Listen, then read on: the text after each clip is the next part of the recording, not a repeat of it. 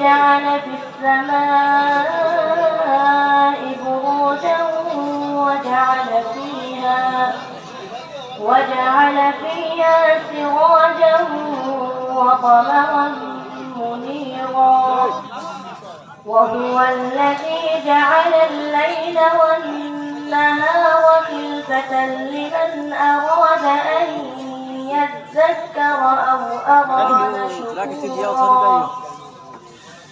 وعباد الرحمن الذين يمشون على الأرض هونا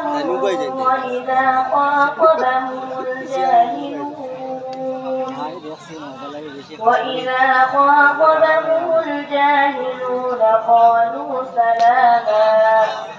والذين يبيتون لربهم سجدا وقياما والذين يقولون ربنا اصرف عنا عذاب جهنم إن عذابها كان غراما إنها ساءت مستقرا ومقاما